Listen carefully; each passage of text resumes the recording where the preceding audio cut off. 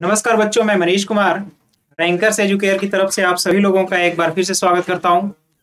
जैसा कि पिछले क्लासेस में आप लोगों ने देखा था कि हम लोगों ने अवकलन की जो श्रृंखला शुरू की थी उसमें बहुत अच्छे तरीके से जहां तक हम लोगों का प्रयास रहा कि एक एक चीज को बहुत बारीकी से समझा जाए, उसको समझ करके खुद से सॉल्व करने का प्रयास किया जाए। बहुत सारे प्रश्नों को हमने हल भी किया है और बहुत सारे प्रश्न को आपको हल करने के लिए हमने हिंट भी दिया है और तरीके भी बेहतर तरीके से बताए हैं, जिससे आप आसानी से और आसान भाषा में जो है कि क्वेश्चन को आसानी से आप हल कर पाए। तो पिछले लेक्चर में आप लोगों ने देखा था कि हम लोगों ने अवकलन के पूरे लेक्चर को कंप्लीट किया था और आज थंबनेल में भी आप देख रहे होंगे कि अब हम लोगों का कारवां थोड़ा सा एक कदम आगे पहुंच गया है, जिसमें अब हम लोग शुरुआत करने जा रहे हैं अवकलज के अनुप्रयोग के, यानी कि एप्लीकेशन ऑफ डेरिवेटिव्स। यानी आपने अभी तक जो अवकलन किया था उसका मैथमेटिक्स में और ह्यूमन लाइफ यानी कि हमारी दिनचर्या में कहाँ पर यूज हो सकता है, कहाँ पर उसकी आवश्यकता पड़ती है, कहाँ पर उसकी ज़रूरत है, इन चीज़ों को भी हम लोग बहुत बारीकी से अब देखेंगे और एक एक कंसेप्ट को बहुत अच्छे तरीके से समझते हुए आगे की ओर चलेंगे। अभी तक तो आप केवल अवकलन में ये जानते थे कि अवकलन क्या है। अवकलन को पढ़ाते समय भी हमने अवकलन को डिफाइन किया था कि एक्चुअल में आपका अवकलन जो है, आप जिसके सापेक्ष अवकलन करते हैं उसी चर राशि के सापेक्ष y वाला जो मान है उसमें परिवर्तन की दर को ही बताता है। तो आज उसी परिवर्तन की दर को हम लोग यहाँ पर देखने का प्रयास करेंगे, समझने का प्रयास करेंगे कि कैसे परिवर्तन का दर हम लोग ज्ञात कर सकते हैं और उसे ज्ञात किया जाएगा। तो अब जो है, अब क्लास की शुरुआत करते हैं और एक एक चीज को, जैसा कि पिछले लेक्चर में हम लोगों ने किया है, जिस तरीके से बहुत बारीकी से एक एक कंसेप्ट को समझा है उसी तरह कंसेप्ट को यहाँ भी समझेंगे और एक एक चीज को आप भी जैसे पहले पढ़ते आ रहे हैं उसी तरह से नोट भी करेंगे और चीजों को समझेंगे। तो आइए अब हम लोग क्लास की शुरुआत करते हैं। तो देखिए यहाँ पर तो पहले लिखा हुआ है कि अवकलज का क्या अनुप्रयोग है। अवकलज के अनुप्रयोग यानी एप्लीकेशन ऑफ डेरिवेटिव जो आपने पढ़ा उसका कहाँ कहाँ यूज है, इसको हम लोग देखेंगे। पहली स्लाइड में आपको दिख रहा होगा एप्लीकेशन ऑफ डेरिवेटिव। अब देखिए यहाँ पर थोड़ा सा इसका जो है बैकग्राउंड आपको दिया गया है। तो बैकग्राउंड में ही हमने कुछ चीजों को लिखा है कि ये जो है अपने संयुक्त फलन का अवकलन तो कर लिया, लेकिन इसमें जो है विभिन्न शाखाओं में, अब जिसमें कौन कौन सा फील्ड है आपको दिखेगा, गणित के विभिन्न शाखाओं का अध्ययन करेंगे। और ये प्रयोग कहाँ होगा? पहला ही लिखा हुआ है इंजीनियरिंग, यानी कि इंजीनियरिंग टूल में, इंजीनियरिंग मैकेनिक्स में आप कहाँ पर इसका यूज करेंगे? साइंस में भी आप बहुत सारी जगह पर यूज करते हैं इसका। जैसे आप अगर वेग निकालते हैं तो आप लिखते हैं dx/dt। जैसे आप अगर त्वरण निकालते हैं तो लिखते हैं dv/dt। इसी तरीके से और भी बहुत सारी चीजें लिखने की जरूरत पड़ती है, तो आप वहाँ अवकलन का प्रयोग करके चीजों को लिखते हैं। तो इसी तरीके से साइंस में भी, विज्ञान में भी उसका यूज है। अब आप सामाजिक विज्ञान में इसका यूज कहाँ पर है? जैसे आप सामाजिक विज्ञान में, जैसे जनसंख्या वृद्धि की दर आपको ज्ञात करनी है, या फिर किसी देश का जो इनकम है, जीडीपी वगैरह ग्रोथ रेट है, उसको दिखाना है, तो उसके लिए भी हमें अवकलन के अनुप्रयोग की जरूरत पड़ती है कि इस वर्ष प्रत्येक वर्ष के लिए कितना जीडीपी रहा। अगर किसी व्यक्ति की पर कैपिटा इनकम देखनी है उसमें भी इसका प्रयोग होता है। तो इसलिए सोशल साइंस में भी इसका यूज है और इसके साथ साथ अन्य बहुत सारे जो हैं क्षेत्र हैं जिसमें उपयोग होता है। अब यहाँ पर राशियों में परिवर्तन की दर ज्ञात करने में क्या किया, इसका उपयोग किया जाएगा, परिवर्तन की दर। और किसी बिंदु पर, अब मैथ में देखिए हम लोग कहाँ कहाँ उपयोग करेंगे कि एक राशि के सापेक्ष दूसरी राशि में परिवर्तन की दर ज्ञात करेंगे इसी के द्वारा। इसके बाद दूसरा आपका लिखा हुआ है एक किसी बिंदु पर स्पर्श रेखा का समीकरण। अब इसी जो है अवकलन के अनुप्रयोग में आप देखेंगे कि अगर कोई वक्र इस तरीके से है, जैसे वृत्त है, तो वृत्त के किसी बिंदु पर अगर आपको स्पर्श रेखा का समीकरण निकालना है, तो यह स्पर्श रेखा का समीकरण आप कैसे और कितनी आसानी से निकाल पाएंगे, इसका भी कंसेप्ट आपको यहीं से सीखने को मिलेगा। तो जैसे ही आप स्पर्श रेखा निकालेंगे, स्पर्शी के साथ साथ आपको अभिलंब का समीकरण, अभिलंब यानी कि नॉर्मल, इस किसी भी पॉइंट पर आपको अभिलंब निकालना है, तो तो इस अभिलंब का समीकरण भी इसी अनुप्रयोग की सहायता से ही आप ज्ञात कर पाएंगे। इसके बाद एक फलन के आलेख पर वर्तन बिंदु ज्ञात करने में, वर्तन बिंदु का मतलब यह है कि कहां पर फलन इंक्रीजिंग हो रहा है या डिक्रीजिंग, फंक्शन इंक्रीज हो रहा है या डिक्रीज हो रहा है, इसको आप ज्ञात करेंगे। और इसके साथ साथ फंक्शन के इंक्रीजिंग डिक्रीजिंग के साथ साथ अगर आप आगे की स्लाइड में देखें तो इसमें कुछ नहीं लिखा है, लेकिन हम बता देते हैं। फंक्शन के इंक्रीजिंग यानी कि फलन आपका वर्धमान है, बढ़ रहा है, या फिर ह्रासमान है, फलन घट रहा है, डिक्रीज हो रहा है, इसको भी आप इसी से ज्ञात कर सकते हैं। और इसके साथ आप एक फलन की मैक्सिमम वैल्यू और मिनिमम वैल्यू यानी कि मैक्सिमा और मिनिमा इसी विधि से ज्ञात कर पाएंगे। यानी इसी के अंदर आप जो है increasing function, decreasing function,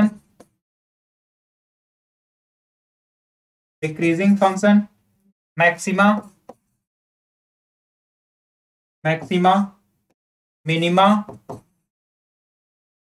minima का मतलब इंक्रीजिंग, यानी इंक्रीजिंग का मतलब वृद्धि जिसमें हो, तो इंक्रीजिंग को बोलते हैं वर्धमान, और दूसरा है डिक्रीजिंग, तो इसको बोलते हैं ह्रासमान, वर्धमान, ह्रासमान। मैक्सिमा को बोलते हैं उच्चिष्ट, और उसके बाद मिनिमा को बोलते हैं निम्निष्ठ।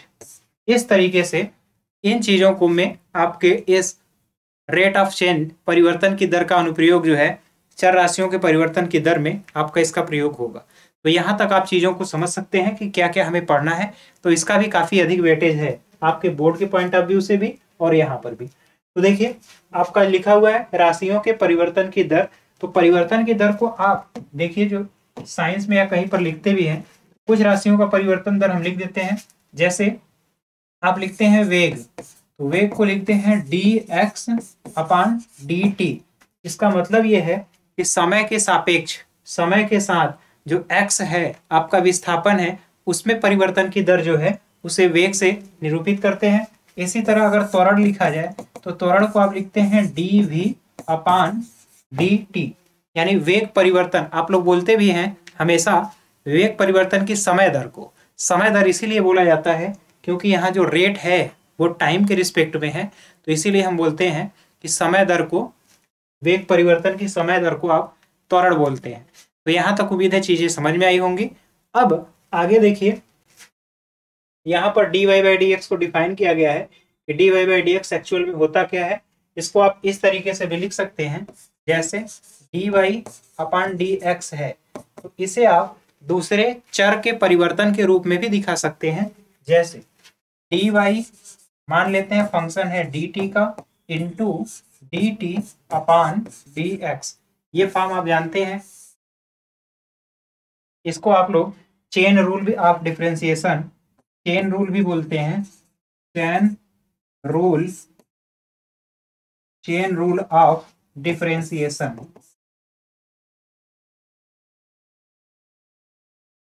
चेन रूल ऑफ डिफरेंशिएशन ये भी बोला जाता है इसी टाइप को। तो यहाँ तक की चीजें आपको समझ में आई होंगी। अब हम लोग जो है कि एक राशि के सापेक्ष दूसरी राशि में परिवर्तन जो है उसको थोड़ा सा देखते हैं।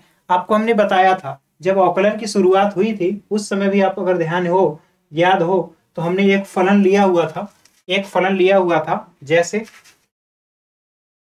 एक फलन जो लेकर के हमने हल किया था, अगर आपको याद हो तो हमने दिखाया था, एक ये वाला कलर आपको थोड़ा ये तो दिख रहा होगा, इसकी जगह हमें यही वाला कलर ज्यादा दिख। जैसे हमने एक फलन लिया था y = x², और इसके अवकलन में आपने ध्यान दिया था कि इसका जब अवकलन करेंगे तो dy/dx होगा और ये 2x के बराबर होगा। और इसी चीज को ये कब आता है, इसको मैंने डिराइव किया था, इसका मैंने डेरिवेशन भी किया था। तो उस समय आपको बताया था कि limit del x tends to 0 del y/x, इसी को हम लोग बोलते हैं dy/dx। यही आपका कहलाता है dy/dx। यानी कि y जो फलन है वो x के सापेक्ष बदल रहा है, और कितना तेजी से बदल रहा है उसी का मान आपको यहाँ पर जब फलन दिया गया है तो ये 2x है, यानी 2 इंटू x, चर राशि में x का जो परिवर्तन है उसी हिसाब से बदल रहा है। तो यहाँ तक उम्मीद है चीजें आपको समझ में आई होंगी। आप इतना तक चीजें पहले लेक्चर से भी सीख चुके थे। अब आइए देखते हैं आपका जो क्वेश्चन है, क्वेश्चन को एक एक बारीकी से समझेंगे हम लोग, और वहां पर जो भी कंसेप्ट आएगा उस कंसेप्ट को भी सीखेंगे। फिलहाल मैं कुछ एग्जाम्पल आपको बताता हूं जिसमें एक राशि के सापेक्ष दूसरी राशि में कैसे परिवर्तन होता है। जैसे जैसे एक उदाहरण ले लीजिए, अगर मान लीजिए किसी वृत्त की त्रिज्या में परिवर्तन हो, त्रिज्या में अगर हम परिवर्तन करें, जैसे मान लेते हैं पहले त्रिज्या इतनी बड़ी थी, फिर इसके बाद त्रिज्या को हमने बढ़ा करके इतना बड़ा किया, तो अब ये सर्कल जो बनेगा इस टाइप का बनेगा। फिर त्रिज्या हमने बढ़ाया, इस टाइप से बनेगा। अब देखिए त्रिज्या में जो परिवर्तन हो, अगर त्रिज्या में बराबर परिवर्तन हो, यानी कि प्रत्येक सेकेंड में आपका 1 सेमी अगर बढ़ता है, तो अगर आपसे पूछा जाए कि प्रत्येक सेकेंड में आपका क्षेत्रफल कितना बढ़ता है, तो देखिए पहले सेकेंड में आपका क्षेत्रफल तो इतना था, दूसरे सेकेंड में जो बढ़ा है वृद्धि हुई है इतनी हुई, लेकिन तीसरे सेकेंड में आप देखेंगे कि वृद्धि अधिक हुई है। फिर चौथे सेकेंड में आपको वृद्धि और अधिक मिलेगा, यानी कि वृद्धि समान नहीं है। भले प्रत्येक सेकेंड में त्रिज्या बराबर बढ़ रही है, लेकिन क्षेत्रफल का जो औसत है वो अधिक है, वो उतना नहीं है जितना कि प्रत्येक सेकेंड में होना चाहिए। तो इस तरीके से ये इस बात पर निर्भर करेगा कि आपका जो चर राशि है, जो चीज बदल रहा है। अब यहाँ पर आप ध्यान से देखेंगे तो वृत्त का क्षेत्रफल जो a है ये डिपेंड करता है पाई r स्क्वायर पर, यानी कि अगर आप त्रिज्या को जब 2 गुना करेंगे, त्रिज्या को 2 गुना करेंगे तो आपका क्षेत्रफल 2 गुना नहीं होगा, क्षेत्रफल 4 गुना हो जाएगा, क्योंकि यहाँ पर जैसे ही r को 2r करेंगे तो ये 4r स्क्वायर होगा। और इस स्थिति में आप ध्यान से देखेंगे कि जो क्षेत्रफल है वो कितने गुना हो रहा है, क्षेत्रफल आपका 4 गुना बढ़ रहा है। तो इसी तरीके से आप समझ पा रहे होंगे कि यहाँ पर एक चर राशि के बदलने से दूसरी जो डिपेंडेंट है वो किस हिसाब से बदल रहा है, किस अनुपात में बदल रहा है, इसी का अध्ययन हम इसमें करेंगे। अब आइए एक क्वेश्चन को, यहाँ पर जो क्वेश्चन दिया गया है इस क्वेश्चन को हल करते हैं और इसके कंसेप्ट को समझते हैं। देखिए कहा गया है कि किसी क्षण t पर एक कण की स्थिति आपको दी गई है, यहाँ से व्यक्त किया गया है। अब इसको मैं अगर इसको फिर से एक बार अच्छे से लिख लूं तो आपको समझ में आएगा। अगर इसे एक बार फिर से अच्छे से समझा दिया जाए, देखिए आपका जो स्थिति है x वो कैसे लिखा जा रहा है, 4 times t square minus 15 times t और प्लस 20। ये कहा जा रहा है कि एक क्षण, अब देखिए इधर जो चर राशि है वो t है और समय के साथ कौन बदल रहा है, समय में बदलाव होगा तो समय के साथ परिवर्तन जो है x में है, पोजीशन में है, तो ये मीटर में व्यक्त किया गया है। अब कहा जा रहा है इससे शून्य समय पर कण की स्थिति, वेग और त्वरण ज्ञात कीजिए। शून्य समय पर जब टाइम t इक्वल 0 था, तो देखिए कहा जा रहा है कि जब t इक्वल 0 था, समय t इक्वल 0 पर कहा जा रहा है, यहाँ पर इससे शून्य समय पर, शून्य समय का मतलब ये है कि आपका t इक्वल 0 है,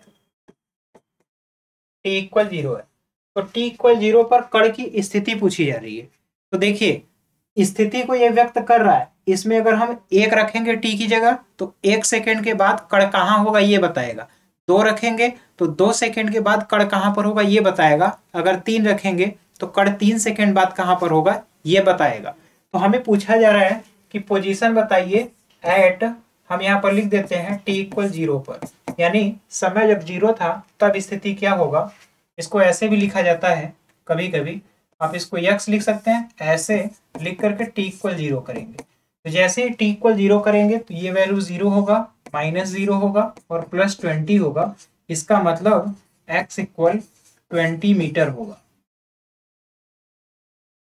ये कब है, जब समय 0 था, शून्य स्थिति थी, 0 स्थिति पर आपको विस्थापन जो मिल रहा है वो 20 मीटर का मिल रहा है।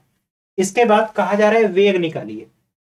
तो पहले वेग हम निकाल तो लेते हैं कि वेग x पर निर्भर कैसे कर रहा है, तभी तो हम निकाल पाएंगे। सॉरी, वेग जो है टी पर कैसे निर्भर कर रहा है, समय के साथ वेग कैसे बदल रहा है। तो अब हम वेग निकालने के लिए आपको पता होगा कि हम वेग को लिखते हैं डी एक्स अपान डी टी। ये डी एक्स हो गया विस्थापन अपान डी टी, समय के साथ विस्थापन कैसे बदल रहा है। अब इसके लिए आप ध्यान से देखेंगे, अवकलन करेंगे तो यहाँ पर होगा 8t होगा और -15 होगा, इसके बाद तो 0 हो जाएगा। उम्मीद है यहाँ तक तो कोई दिक्कत नहीं होगा, कोई कंफ्यूजन नहीं होगा। अब समझिए, अब कहा जा रहा है कि वेलोसिटी बताइए कब, एट टी इक्वल 0 पर। तो जैसे ही t इक्वल 0 करेंगे इसकी वेलोसिटी आपको दिख रही है, यहाँ पर 0 होगा, -15 मीटर पर सेकेंड। ये आपका वेलोसिटी हो गया जब t इक्वल 0 था। अब दो चीजें निकल गई। अब तीसरी चीज आपसे पूछा जा रहा है त्वरण भी निकालिए। तो हमने आपको वेग निकाल दिया, हमने आपका विस्थापन भी निकाल दिया, वेग भी निकाल दिया। अब t इक्वल 0 पर आपसे त्वरण पूछा जा रहा है। तो पहले ये देखते हैं कि त्वरण t पर निर्भर कैसे करता है। तो आप जानते हैं जो त्वरण है, त्वरण जिसे आप एक्सीलरेशन बोलते हैं, त्वरण। अब ये त्वरण होता क्या है, a इक्वल आप लिखते हैं वेक्टर में dv अपान dt। तो आप देखिए v की वैल्यू एक्चुअल में है क्या, v इक्वल है 8t - 15, यानी कि आप dt किसका करेंगे, 8t - 15 का। तो जैसे ही 8t - 15 का करेंगे ये इक्वल होगा 8 के, और यहाँ पर t की कोई वैल्यू नहीं है। अब ये आपका जो दिख रहा है त्वरण हमेशा और हमेशा समय पर निर्भर ही नहीं कर रहा है। तो त्वरण जो है चाहे जो आपका t का वैल्यू रहे, हमेशा और हमेशा ये फिक्स रहेगा। तो यहाँ पर आप लिख सकते हैं कि त्वरण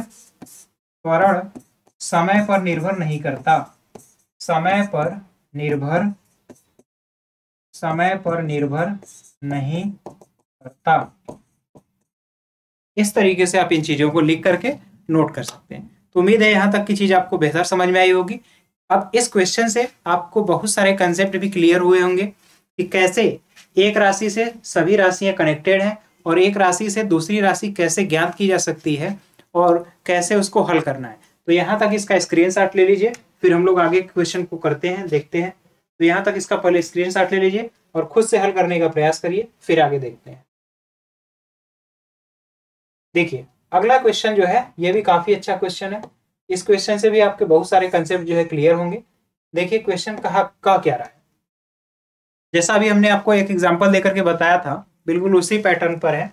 कहा जा रहा है कि वृत्त के क्षेत्रफल के परिवर्तन की दर इसकी त्रिज्या r के सापेक्ष, जिसके सापेक्ष कहेगा, आपको हमने पहले ही कंसेप्ट बताया है कि जिसके सापेक्ष कहा जाए उसकी वैल्यू हमेशा नीचे रहेगी। जिसके सापेक्ष कहा जाए वह वैल्यू हमेशा नीचे रहेगी, वह नीचे रहेगा और उसी के सापेक्ष अवकलन किया जाएगा। तो इसमें देखिए कहा क्या जा रहा है, वृत्त के क्षेत्रफल के परिवर्तन की दर, वृत्त का क्षेत्रफल लिखा क्या जाएगा, वृत्त का क्षेत्रफल a equal pi R square. वृत्त का क्षेत्रफल जो है वो होगा पाई आर स्क्वायर। यहां तक तो कोई दिक्कत नहीं है। अब कहा क्या जा रहा है कि वृत्त के क्षेत्रफल के परिवर्तन की दर क्या है, यानी कि क्षेत्रफल में परिवर्तन हुआ dA और किसके सापेक्ष, r के सापेक्ष। तो यहाँ पर लिखेंगे dr, यानी त्रिज्या के सापेक्ष परिवर्तन की दर। तो आप जानते हैं फार्मूला तो ये है। तो अब इधर जब हम लिखेंगे ddr of pi R square, तो यहाँ जब आप अवकलन करेंगे पाई आर स्क्वायर का तो आपको मिलेगा 2 टाइम्स पाई हो जाएगा और r होगा। यहाँ तक तो अवकलन काफी आसान है। आपने बहुत सारे कठिन फलन का भी अवकलन किया है, तो हालांकि ये तो काफी सिंपल फलन है, इसका अवकलन करने में आपको कोई दिक्कत नहीं आएगा। तो यहाँ तक आप जो है आसानी से चीजों को कर लेंगे। अब कहा जा रहा है कि सापेक्ष ज्ञात कीजिए जबकि r बराबर 3 सेमी है। तो अब आपको निकालना है, स्थिति है, पहली स्थिति है कि dA क्षेत्रफल में परिवर्तन अपान dr कब, यहाँ पर अब लिखेंगे एट r इक्वल, जब r इक्वल कितना है 3 सेमी। तो 3 सेमी है तो यहाँ रखेंगे तो 2 इंटू पाई इंटू 3, तो यहाँ पर 6 पाई होगा, 6 पाई। अब यहाँ पर ये जो होगा ये आपका सेमी है, तो ये जो क्षेत्रफल है सेमी स्क्वायर पर मीटर, सेमी स्क्वायर पर सेमी, यहाँ पर भी क्षेत्रफल में परिवर्तन है सेमी स्क्वायर, और यहाँ आर है तो पर सेमी, तो यहाँ सेमी स्क्वायर पर सेमी लिखेंगे तो ये सेमी ही होगा, सेमी स्क्वायर पर सेमी लिखेंगे तो ये सेमी भी होगा, तो ये पहला आंसर है। दूसरा कहा जा रहा है कि जब आर 4 सेमी हो तो D A upon D R when R equal 4 होगा, तब आप वैल्यू अगर निकालेंगे यहाँ पर तो आपको दिखने को मिलेगा कि 2 है, पाई है, और आर की जगह 4 रखेंगे तो ये होगा 8 पाई, 8 पाई। तो उम्मीद है यहाँ तक आपको चीजें समझ में आई होंगी। देखिए अब यहाँ पर बदल क्या रहा है, यहाँ पर आप देखेंगे कि त्रिज्या अगर बदलेंगे आप, तो त्रिज्या बदलेंगे तो क्षेत्रफल में परिवर्तन होगा, ऑब्वियस सी बात है। तो उसी परिवर्तन की दर आपसे पूछी जा रही है, या फिर वही परिवर्तन पूछा जा रहा है कि उस समय उसका क्षेत्रफल कितना बदलेगा जब त्रिज्या जो है 3 सेमी रहे और फिर त्रिज्या अगर 4 सेमी हो जाए, तब क्षेत्रफल में परिवर्तन की दर क्या होगी। देखिए त्रिज्या अगर पहले छोटी रहेगी तो छोटा जब वैल्यू रहेगा तो परिवर्तन की दर छोटी होगी, लेकिन त्रिज्या का मान अगर बहुत अधिक बड़ा हो जाए तब आप देखेंगे परिवर्तन का दर भी काफी अधिक होगा, क्योंकि क्षेत्रफल में वृद्धि बहुत अधिक होगी। तो यही कंसेप्ट यहाँ पर आपको समझना था और सीखना था। उम्मीद है ये चीज आपको समझ में आई होगी। इसका आप स्क्रीनशॉट ले लीजिए, यहाँ तक नोट कर लीजिए, फिर हम लोग इसके बाद अगले क्वेश्चन को देखते हैं। देखिए अब यहाँ पर अगला क्वेश्चन आपके सामने दिख रहा है, इसको आपको समझना है।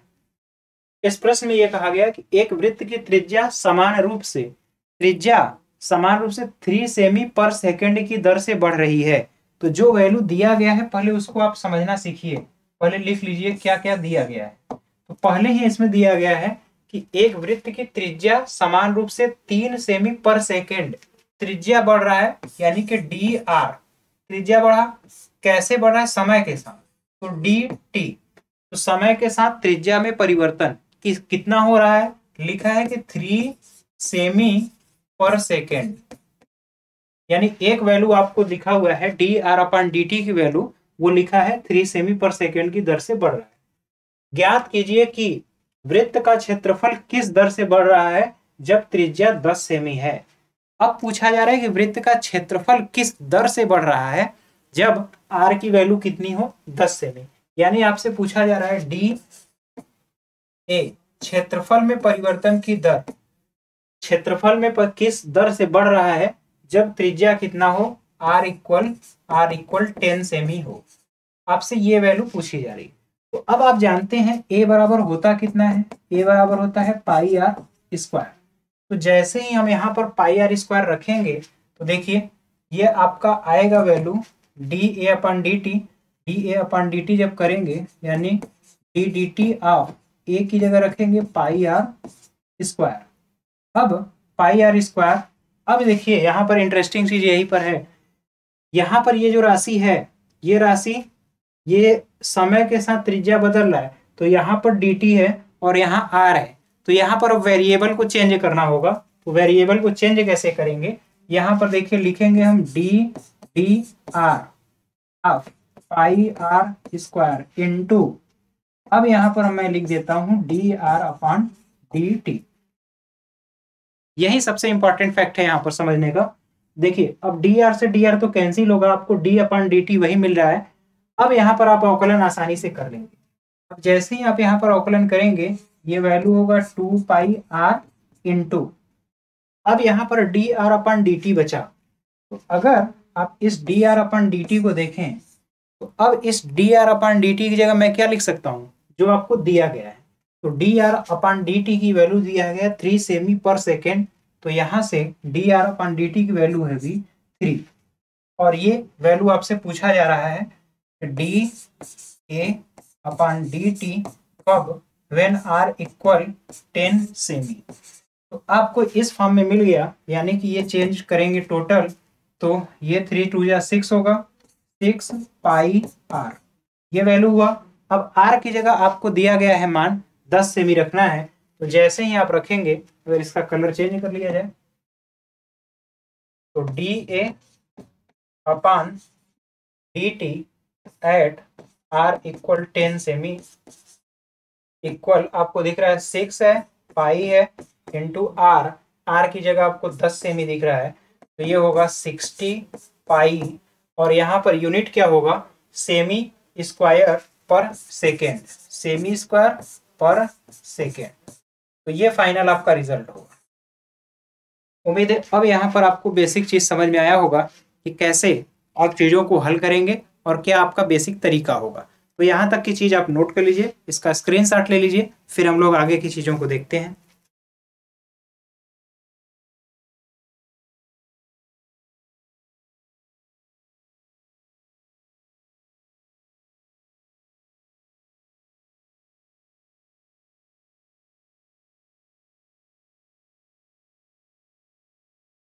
देखिए, आपको इस चैप्टर में जो बेसिक चीज ध्यान रखना है, बस प्रत्येक सवाल में जब तक आप बेसिक कंसेप्ट से क्या पूछा जा रहा है और क्या हमें ज्ञात है इस चीज को नहीं पकड़ पाएंगे, तब तक आपका क्वेश्चन आसानी से सॉल्व नहीं हो पाएगा, तब तक आपको दिक्कत आती रहेगी। तो क्वेश्चन जब भी हल करने जाइए तो पहले ये देखिए क्वेश्चन में पूछा क्या गया है और हमें क्या क्या दिया गया है, कौन कौन सा डाटा हमें प्राप्त है, उस डाटा के गिवन डाटा जो है उसकी सहायता से आप क्या क्या चीजें निकाल सकते हैं या क्या क्या चीजें प्राप्त कर सकते हैं। बेसिकली इसी कंसेप्ट पर फोकस करिए, यहां तक आप इसका नोट कर लीजिए, फिर हम लोग नेक्स्ट क्वेश्चन देखते हैं।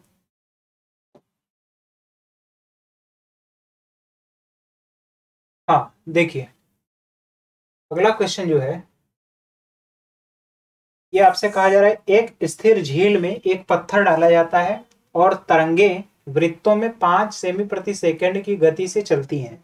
जो तरंगे हैं वो 5 सेंटीमीटर प्रति सेकंड, 1 सेकंड में 5 सेंटीमीटर दूर वो जाती है, चलती हैं। जब वृत्ताकार तरंग की त्रिज्या 8 सेमी हो तो उस क्षण घिरा हुआ क्षेत्रफल किस दर से बढ़ रहा है।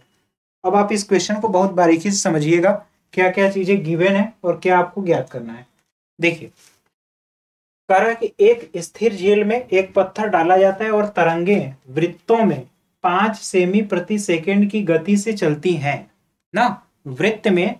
अब यहाँ पर समझिए, जैसे कंकड़ यहाँ पर हमने फेंका, अब ये पानी में जो है वृत्ताकार तरंगे इस हिसाब से बढ़ेंगी, ऐसे ऐसे। अब ये वृत्ताकार तरंगे जो किनारे की ओर बढ़ रही हैं, इस क्वेश्चन में दिया गया है कि वृत्ता उड़ जाती है और तरंगे वृत्त में 5 सेमी प्रति सेकंड की गति से चलती हैं। अब यहां से यहां तक 1 सेकंड में कितना गया, 5 सेंटीमीटर, फिर अगले सेकंड में 5, अगले में 5, फिर 5, फिर 5, यानी ये किसके परिवर्तन की दर बता रहा है, ये आपका त्रिज्या बढ़ रहा है। तो आपसे कहा जा रहा है D R upon D T, समय के साथ त्रिज्या में जो परिवर्तन है वो आपका है 5 सेंटीमीटर प्रति सेकंड। 1 सेकंड में 5 सेंटीमीटर की वृद्धि हो रही है। तो यहां तक आपको कोई दिक्कत नहीं होगा, यहां तक की चीज समझ में आई होगी। अब देखिए, कहा जा रहा है कि जब वृत्ताकार तरंग की त्रिज्या 8 सेमी है, जब आर कितना हो, आर बराबर 8 सेमी है, तो उस क्षण घिरा हुआ क्षेत्रफल, उस समय आपका घिरा हुआ क्षेत्रफल किस दर से बढ़ रहा है, यानी कि आपको निकालना है कि D A upon D T, समय के साथ क्षेत्रफल किस दर से बढ़ रहा है जबकि आर की वैल्यू कितनी हो, 8 सेंटीमीटर हो।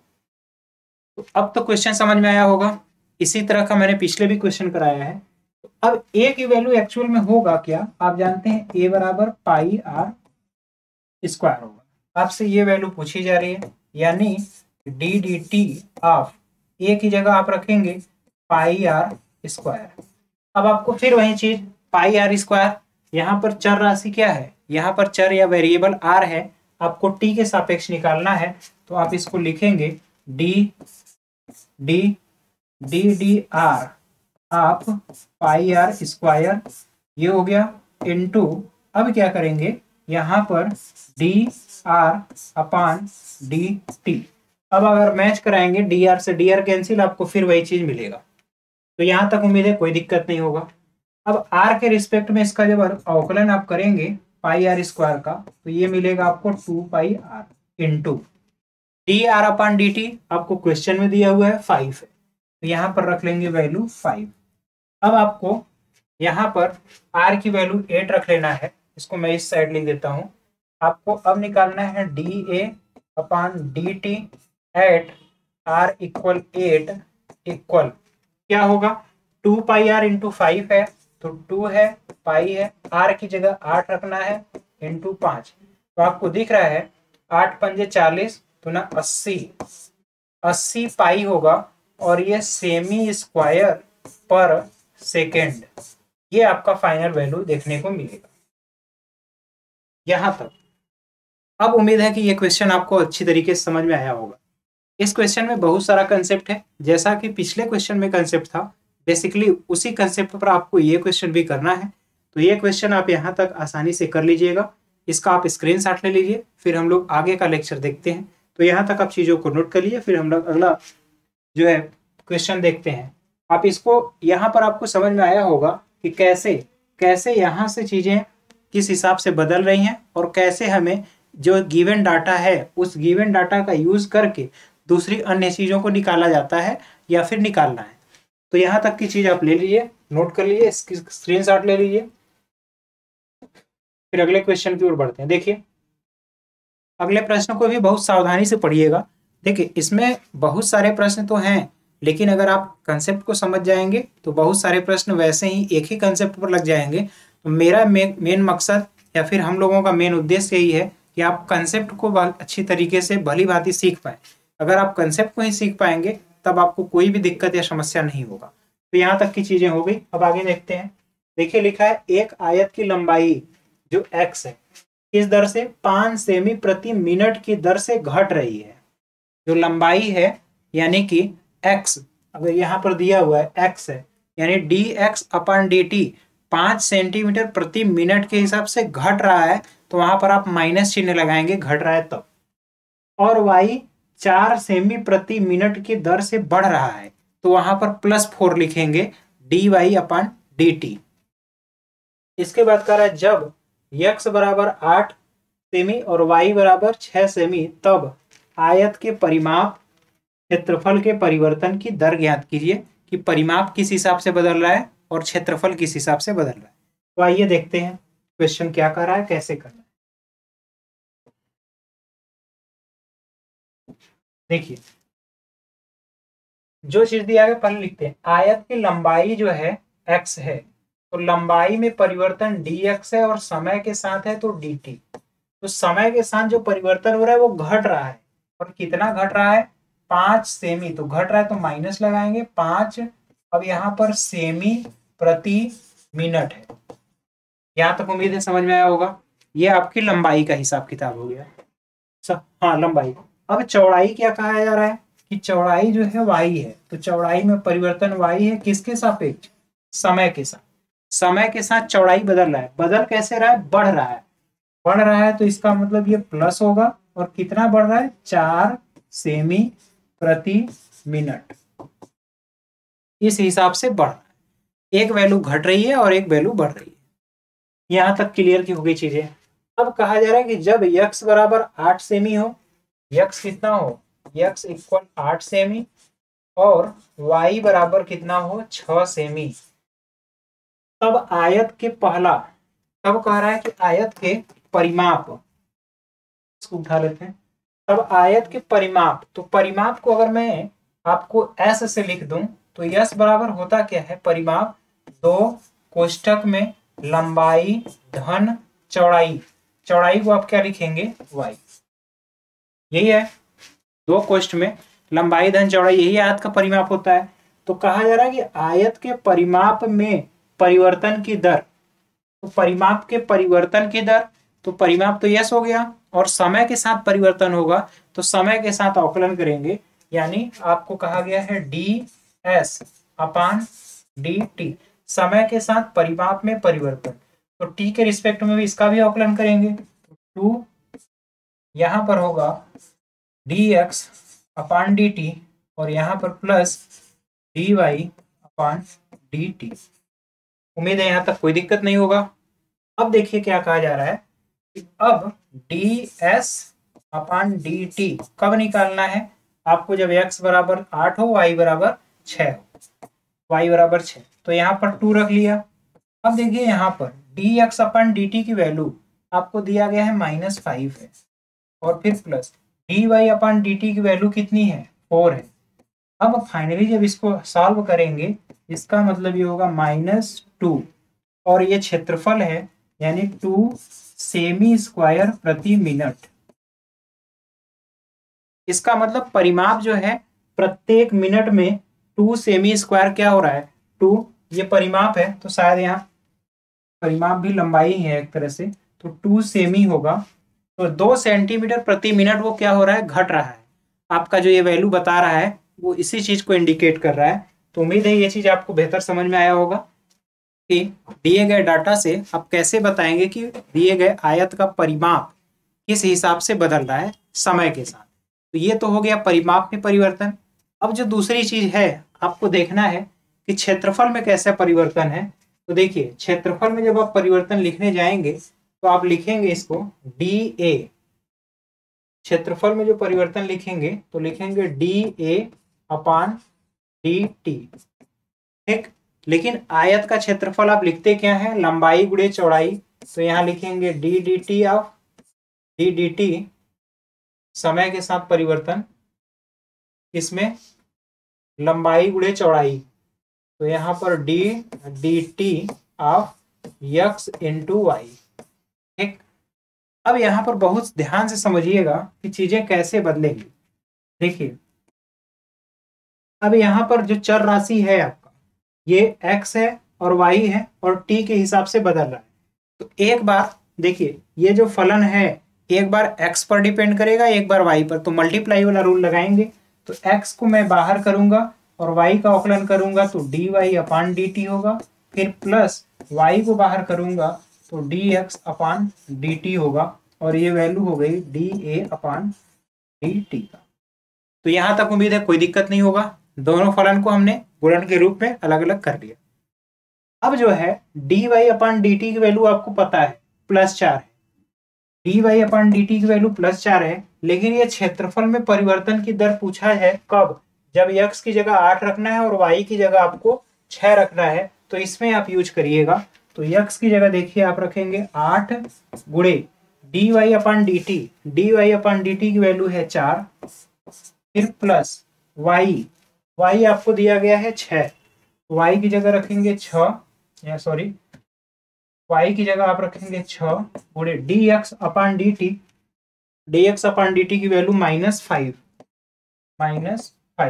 तो ये 32 हुआ और यहाँ पर -30 होगा, तो फाइनली जो वैल्यू आएगी 2 होगा। अब इसका यूनिट जब आप लिखने जाएंगे तो 2, अब देखिए क्षेत्रफल है तो 2 सेमी स्क्वायर होगा, 2 सेमी स्क्वायर पर मिनट, ये आपका फाइनल रिजल्ट होगा। तो क्षेत्रफल में जो परिवर्तन होगा 2 सेमी स्क्वायर पर मिनट होगा। यहाँ से थोड़ा सा इस कलर से ब्लर आपको दिख रहा है, चलिए इसके बाद मैं इस चीज का ध्यान रखूंगा कि आपका हमेशा रेड कलर से ही लिखा जाए चीजें, जिससे आपको कोई दिक्कत ना हो। तो यहाँ तक चीजें आपको समझ में आएंगी कि एरिया जो है क्षेत्रफल आपका 2 सेमी स्क्वायर पर मिनट के हिसाब से बढ़ रहा है, जबकि आपका जो ये परिमाप है 2 सेमी पर मिनट के हिसाब से या उस रेट से कम हो रहा है क्योंकि माइनस का सिंबल है। तो अब यहाँ पर आप चीजों को अच्छी तरीके से समझ पाए होंगे कि एक्चुअल में आपको इस चैप्टर में किस चीज से कैसे आपको क्वेश्चन को सॉल्व करना है, किन चीजों का ध्यान रखना है और कैसे बहुत बारीकी से और एक एक चीज को ध्यान में रखते हुए क्वेश्चन को आप हल कर पाएंगे। तो उम्मीद है यहाँ तक की चीजें समझ में आई होंगी। यहाँ तक का आप स्क्रीनशॉट ले लीजिए, फिर आगे के क्वेश्चन को एक आध क्वेश्चन और हम लोग देखते हैं।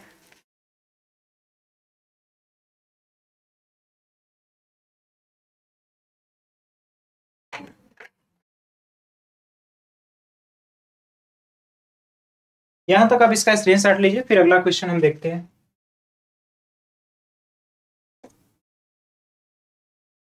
देखिए यह भी बहुत अच्छा क्वेश्चन है, बहुत इंटरेस्टिंग क्वेश्चन है। इस क्वेश्चन को भी समझने का प्रयास करिएगा कि क्वेश्चन कहना क्या चाहता है और उसमें करना क्या है। देखिए क्वेश्चन में को अगर आप ध्यान से पढ़ेंगे तो क्वेश्चन में आपको दिखेगा, कहा जा रहा है कि एक 5 मीटर लंबी सीढ़ी दीवार के सहारे झुकी हुई है। अगर मैं एक यहाँ पर दीवार बना दूं ऐसे इस तरीके से, और इसके सहारे मान लीजिए ये आपका धरातल हो गया, ये आपका धरातल है और ये दीवार है, और इसके सहारे 5 सेंटीमीटर लंबी सीढ़ी इस तरीके से, ऐसे, इसको और थोड़ा सा मैं बड़ा बनाता हूँ, इस तरीके से आपको दिख रहा है। ये भी ब्लर है। इसका बैकग्राउंड थोड़ा सा मुझे चेंज करना होगा। बहरहाल में आप देख लीजिए यहीं पर इतना ही। ये इस तरह से हुआ और 5 सेंटीमीटर लंबी सीढ़ी वो यहाँ पर है। यहाँ से वो ऐसे सटका करके ऐसे, इसकी लंबाई सीढ़ी की जो है 5 मीटर की है। जो सीढ़ी है वो इसकी लंबाई ए से बी तक मान लेते हैं 5 मीटर की है। ठीक। सीढ़ी का नीचे का सिरा जमीन के अनुदिश दीवार से 2 मीटर 2 सेमी प्रति सेकंड की दर से खींचा जाता है। अब ये वाला सिरा पकड़ करके हम इसको इधर की तरफ खींच रहे हैं, और इधर की तरफ कितना खींच रहे हैं तो देखिए ये वाला राशि जो है x है। ठीक। तो इधर की तरफ जो खींच रहे हैं 2 सेंटीमीटर प्रति सेकेंड, यानी कि dx अपान dt, ये x की वैल्यू है, तो dx अपान dt जो है 2 सेंटीमीटर पर सेकेंड, इस रेट से मैं उसको खींच रहा हूं। यहां तक तो दिक्कत नहीं होना चाहिए कि यहां पर जो मैं बदलाव कर रहा हूं प्रत्येक सेकेंड में 2 सेंटीमीटर इधर की ओर। दीवार पर इसकी ऊंचाई किस दर से घट रही है। अब ये पूछा जा रहा है कि यहां पर आप ध्यान से देखेंगे तो जब इसको इधर खींचा जाएगा तो ये सीढ़ी नीचे की ओर इधर शिफ्ट होगी। तो ये पूछ रहा है कि कितना रेट से, किस रेट से ये शिफ्ट होगा। तो अगर मैं इसको मान लूं कि यहां से ये नीचे तक जो शिफ्ट हो रहा है ये y है, तो पूछ रहा है कि dy अपान dt कितना होगा। समय के साथ y में परिवर्तन कितना होगा ये पूछा जा रहा है। कितनी दर से घट रही है, जबकि सीढ़ी के नीचे का सिरा दीवार से 4 सेमी दूर है। यहां पर शुरू में x कितना है, 4 मीटर है, 4 मीटर है। क्वेश्चन का पूरा करने का क्या मतलब है मैंने आपको समझा दिया।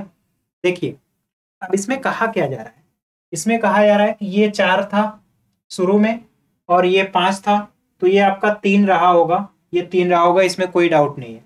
अब ये कहा जा रहा है कि इधर जो खींचा जा रहा है उसका रेट क्या है, dx अपान dt 2 सेमी पर सेकेंड, 1 सेकेंड में 2 सेंटीमीटर उधर।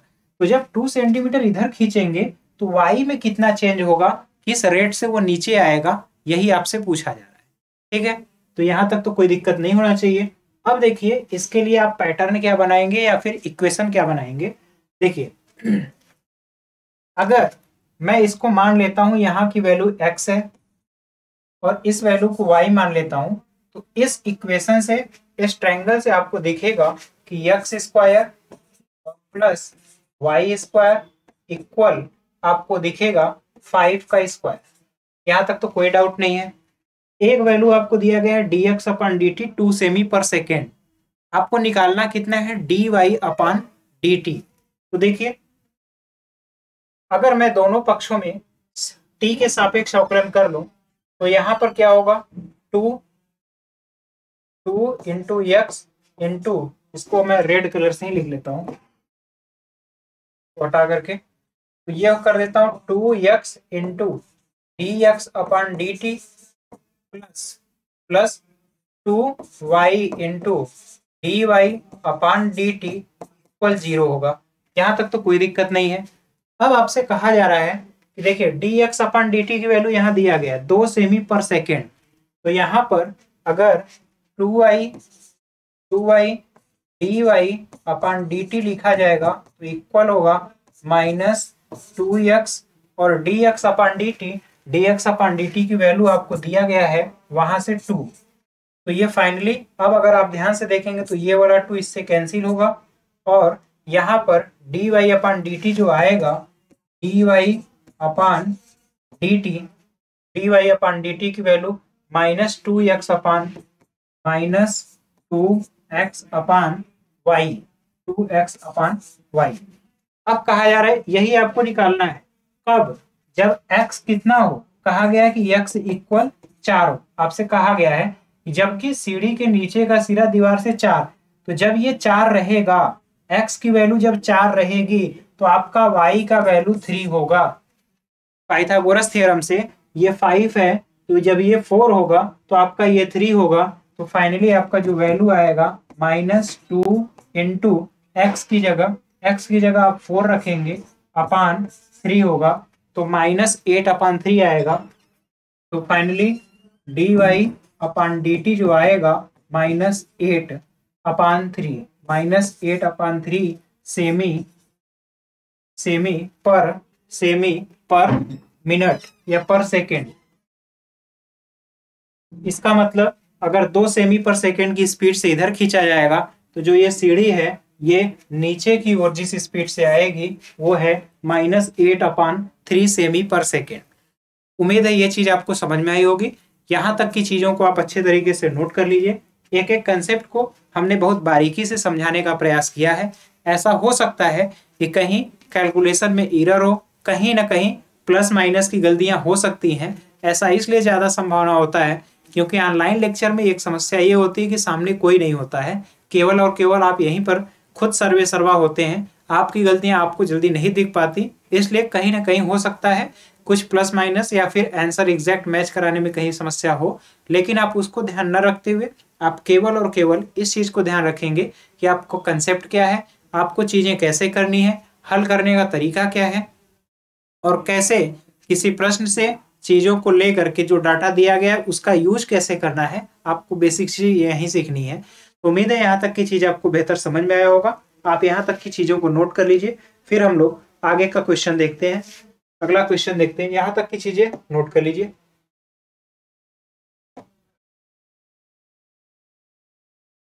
एक क्वेश्चन और आज ये वाला कर लीजिए। देखिए क्वेश्चन क्या कहा जा रहा है। क्वेश्चन ये कहा जा रहा है कि एक गुब्बारा जो सदैव गोलाकार रहता है का परिवर्तनशील व्यास इतना है। परिवर्तनशील व्यास यानी कि जो व्यास है वो बदल रहा है, वो इतना है। यक्स के सापेक्ष आयतन के परिवर्तन की दर ज्ञात कीजिए। तो देखिए जो सदैव परिवर्तनशील रहता है का परिवर्तनशील व्यास का मतलब जो है समय के साथ कौन बदल रहा है, व्यास का मतलब 2r,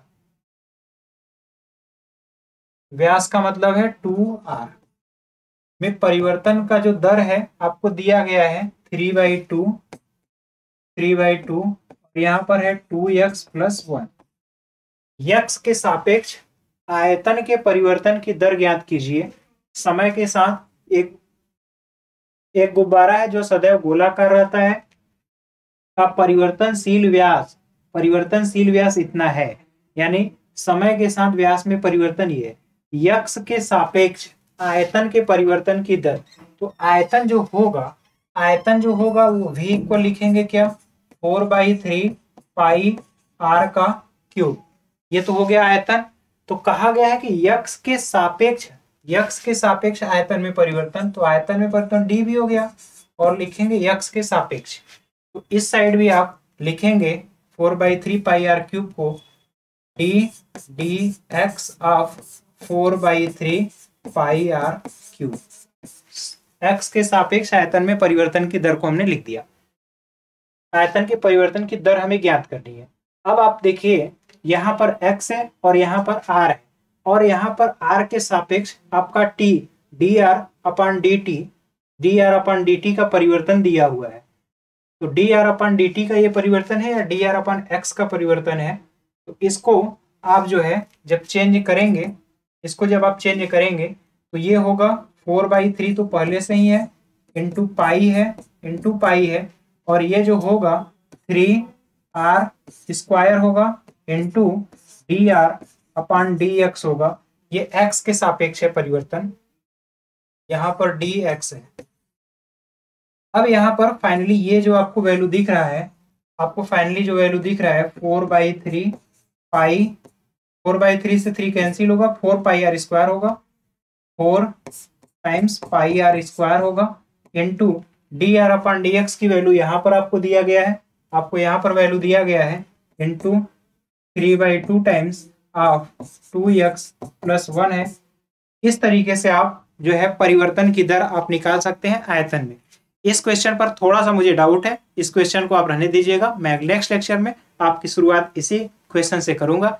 तो उम्मीद है आप इसको खुद से भी हल करने का प्रयास करिएगा। मैंने आपको तरीका बता दिया है, किस तरीके से आपको हल करना है, क्या क्या डाटा दिया गया है। इसके पहले जितने भी मैंने क्वेश्चन कराए हैं आपको सभी क्वेश्चन में इसी तरीके का परिवर्तन, अब ये कुछ अच्छे टाइप के क्वेश्चन है जिसमें आपका समय लगेगा, तो कुछ क्वेश्चन जो हम लोग नेक्स्ट लेक्चर में भी करेंगे। उसके बाद मेरा नेक्स्ट लेक्चर का जो टॉपिक रहेगा वो वर्धमान फलन और ह्रासमान फलन, जिसको आप लोग increasing function and decreasing function बोलते हैं, हम लोग वहां से चीजों को शुरू करेंगे। बाकी आप जो है अनुप्रयोग चर राशि में परिवर्तन की दर के और जो क्वेश्चन है उसको खुद से भी हल करिएगा। जहां कहीं पर भी समस्या आती है आप कम से कम कमेंट बॉक्स में कमेंट करके बताइएगा। हमने आपको भरसक बेहतर से बेहतर हल करने का प्रयास समझाया है। जहां कहीं भी इसके बावजूद समस्या आती है आप हमें कमेंट करके अपनी समस्या के बारे में बता सकते हैं, लेकिन आप खुद से आप हल करके एक एक दो क्वेश्चन को देख करके उसके बाद उसी आधार पर जितने भी अन्य प्रश्न हैं आप खुद से हल करने का प्रयास करिए, तभी आपको फायदा मिल पाएगा। वरना केवल केवल लेक्चर सुन लेने से या देख लेने से इसका कोई समाधान नहीं है कि आपकी समस्या हल हो जाए। तो यहाँ तक आपका आज हमारा साथ देने के लिए बहुत बहुत धन्यवाद। मिलते हैं नेक्स्ट लेक्चर में, तब तक के लिए जय हिंद जय हिंद।